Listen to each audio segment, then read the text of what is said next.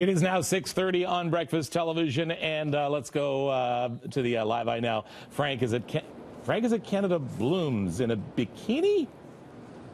Well, you know what? It's all about creativity at Canada Blooms, and it's amazing where you can take flowers and how you can apply them even to fashion. You know, fashion is a part of florals, and this year, the color of the year, just to let you know, is purple. So you're going to be seeing a lot of purple.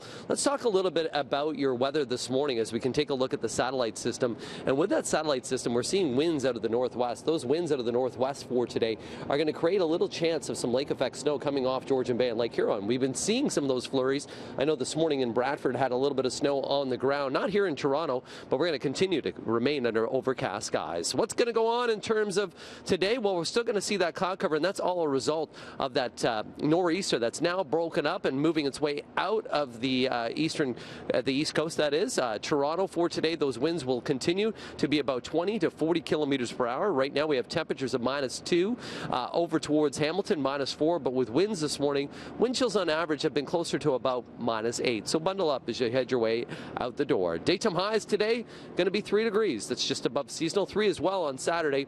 On Sunday, we're going to spring forward in the early morning hours and see a daytime high of 5. Nice looking Monday. Then on Tuesday night into Wednesday, we're going to see a little chance of some snow working its way in. We're going to keep an eye on that system. And the temperature on Thursday, right around 4 degrees. So once again for today, cloud cover continuing, but we get some sunshine through the weekend. We're going to send it back to the station. All right, thanks a lot, Frank. Well, speaking of the weekend, there is a closure that's going to be in place all weekend long. It's in Brampton, and it's Main Street, shut down in both directions between Queen and Nelson. That's for Rogers Hometown Hockey, so it's right around Garden Square. So it's not scheduled to reopen until Monday. Thankfully, right now, traffic is very light in the area, so we're not spotting any delays, but keeping an eye on that one. I'll send it back to you, Tammy. The PC leadership race heading to court this morning. Lawyers will be asking for an injunction to extend the race by 1 week. The move came late yesterday after complaints that a large percentage of the party's membership had not been given a fair opportunity to cast their ballot due to issues with members receiving pins in the mail.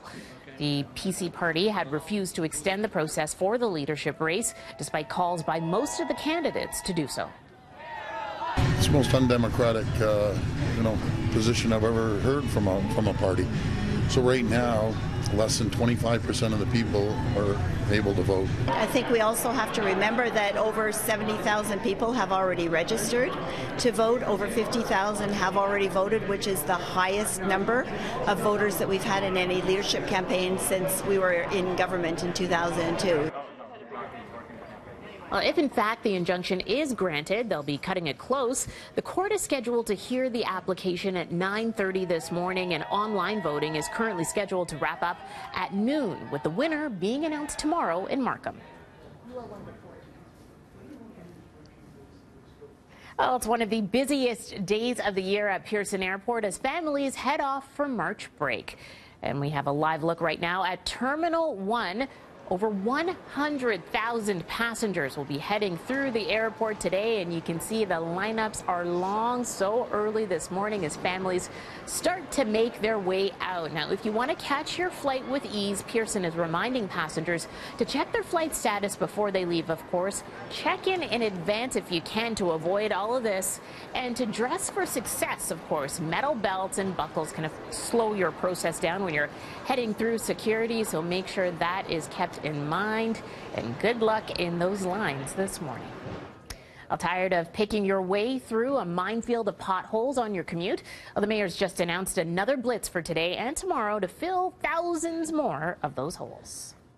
It's been a very difficult year for potholes because of the weather, the changing weather, and we're just going to have to do our best. So the blitz will, take us one step further forward. Each of the blitzes has filled somewhere between 8,000 and 10,000 potholes, and but as fast as we fill them, the new ones are created. But we're going to try and keep ahead of it. And if you think our roads have been bad, you're absolutely right. We've had a record year for potholes. Crews have already filled about 90,000 of those potholes so far this year, compared to almost 53,000 during the same period last year. And big commuter problems this weekend as the TTC shuts down a major portion of Line 1 for signal upgrades.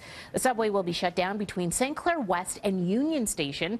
There will be shuttle buses between St. Clair West and Spadina, but the other stations south of Spadina will be closed. Service will resume on Monday morning.